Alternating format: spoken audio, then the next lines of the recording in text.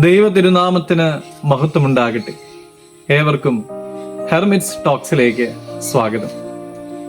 ഇത് ഹെർമിറ്റ്സ് ടോക്സിന്റെ 1068 ദിവസം. ഇന്നത്തെ പ്രഭാത ചിന്ത സഖരിയ പ്രവചനം 4-ാം അധ്യായം 10-ാമത്തെ തിരുവചനമാണ്. അല്പകാര്യങ്ങളുടെ ദിവസത്തെ ആര് തുച്ഛീകരിക്കുന്നു?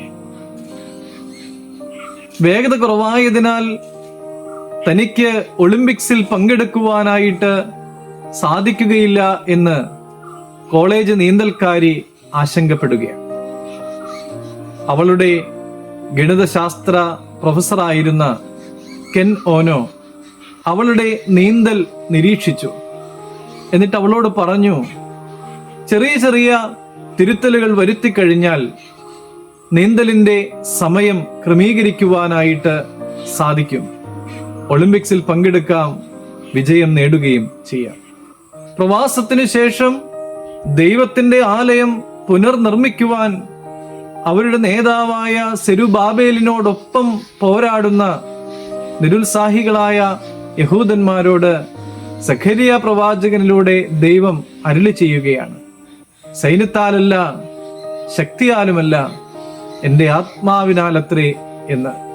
പ്രിയമുള്ളവരെ, ആത്മീയ കാര്യങ്ങളിലെ ചെറിയ ചെറിയ തിരുത്തലുകൾ വലിയ മാറ്റങ്ങളാണ് ഉണ്ടാക്കുക. സഖരിയ പ്രവാചകൻ പ്രഖ്യാപിച്ചു, അല്പകാര്യങ്ങളുടെ ദിവസത്തെ ആര് തുച്ഛീകരിക്കുന്നു?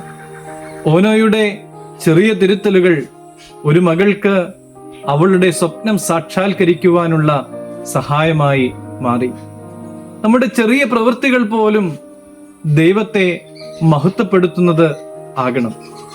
ദൈവത്തിന്റെ സഹായത്തോടെ ചെയ്യുന്ന ശരിയായിട്ടുള്ള ചെറിയ പ്രവൃത്തികൾ പോലും വലിയ സന്തോഷമാണ് നൽകുന്നത് എന്ന് സെരുബാബേലും അവന്റെ സംഘവും തിരിച്ചറിഞ്ഞതുപോലെ നാമും തിരിച്ചറിയണം.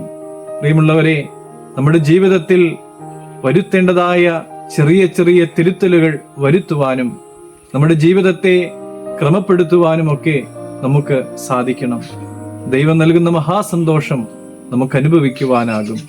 ദൈവം അനുഗ്രഹിക്കട്ടെ.